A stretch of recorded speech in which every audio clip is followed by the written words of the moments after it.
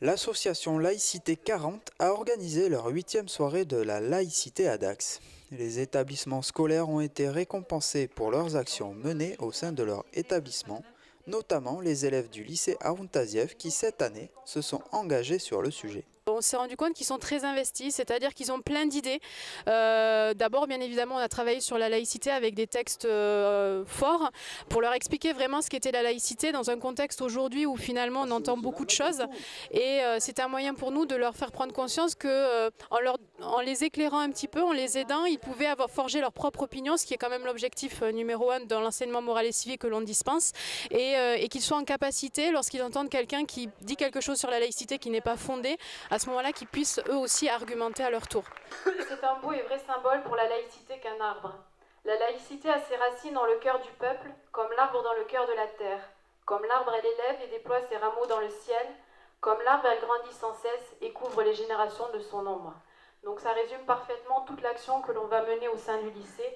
Et pour nous, on l'espère, cette date du 9 décembre 2016 sera une date importante dans l'histoire de notre établissement, puisque c'est, je crois, un des premiers moments en dehors des journées portes ouvertes où tous nos élèves de la voie générale, professionnelle et technologique vont se retrouver, vont échanger et partager. Donc c'est vraiment un moment symbolique du vivre ensemble au lycée Haroun Taziev.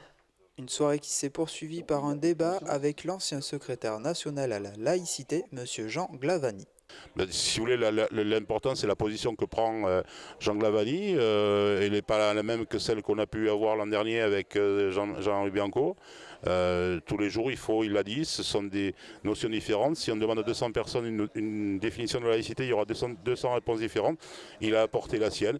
Je pense que les gens sont contents. Il est important que les républicains reviennent à des fondamentaux de la laïcité, pour repousser à la fois tous ces gens qui usurpent le terme de laïcité pour mener des combats qui n'ont rien à voir avec cette laïcité. Je veux dire, quand je vois des forces politiques extrémistes qui se servent de la laïcité, se disent laïques alors qu'elles n'ont rien de laïque et se servent d'elles pour lutter contre une religion et une seule, font une double erreur. La première, c'est que la laïcité n'a jamais été un combat contre les religions, jamais, et encore moins contre une religion. Et en plus, elle est un combat contre les intégrismes religieux, mais pas un seul, tous les intégrismes religieux. Donc c'est une double erreur.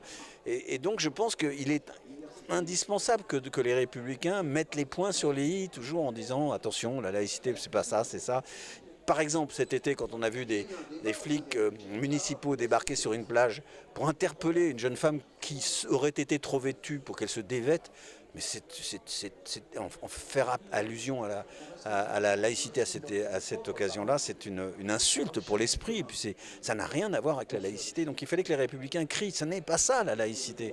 Parce que justement c'est un dévoiement et que du coup on donne d'elle une image qui pourrait être détestable. Donc ceux qui emploient ce terme à ce titre-là n'ont rien à voir avec la laïcité. Ce ne sont pas des laïcs.